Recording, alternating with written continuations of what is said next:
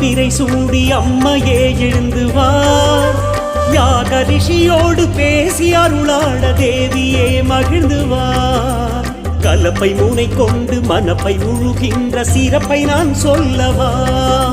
மூக்க முகம் கொண்டு வார்க்கும் அருள் காட்டும் தீர்க்க சுமங்கலியே வா.